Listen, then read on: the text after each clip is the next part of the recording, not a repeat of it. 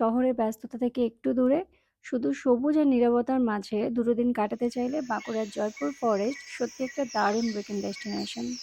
কলকাতা থেকে খুব বেশি দূরও নয়, তাই খুব কম সময় প্রকৃতির কোলে পৌঁছে যাওয়া যায়। আর আমরা ছিলাম জয়পুর ফরেস্টের ভিতর হোটেল সোনার বাংলাতে।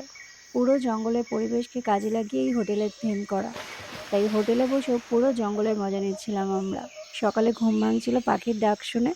জানলার পর্দা সরিয়ে বাইরে চোখ রাখলেই দেখা যাচ্ছিল সবুজে ঘেরা প্রকৃতি।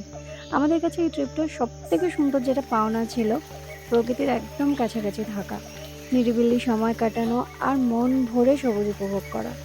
জয়পুর জঙ্গলের মধ্যে দিয়ে যখন আমরা আসছিলাম হোটেলের দিকে, দুপাশে একদম ঘন শালবন, পাখির ডাক আর নির্জন জঙ্গলের রাস্তা। সত্যি বলতে এই অনুভূতিটা আলাদাই। এই ট্রিপের কমপ্লিট ব্লগের লিঙ্ক আমি নিচে দিলাম। হোটেল সোনার বাংলা যেহেতু পেট ফ্রেন্ডলি, তোমাদের যাদের বাড়িতে পেটস আছে অবশ্যই সাথে নিয়ে আসতে পারো। চিড়ু এখানে এসে খুব এনজয় করেছে। তোমাদের যদি জঙ্গল, সবুজ আর শান্ত পরিবেশ ভালো লাগে, অবশ্যই এখান থেকে ঘুরে আসতে পারো। এই ট্রিপে প্রকৃতিকে এত কাছ থেকে দেখার অভিজ্ঞতাটাই সবচেয়ে সুন্দর ছিল আমার কাছে। আবার সন্ধেবেলার অনুভূতিটা একদম অন্যরকম।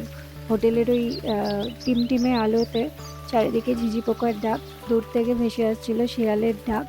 সত্যি বলতে একটু গা ছমছম করছিল। বাইরে তুমুল বৃষ্টি, আর বাইরে পর্দা সরিয়ে বাইরের দিকে তাকালে সত্যি একটু ভয় ভয় লাগছিল আমার। সব মিলিয়ে অভিজ্ঞতাটা বেশ ভালো ছিল। Thanks for watching.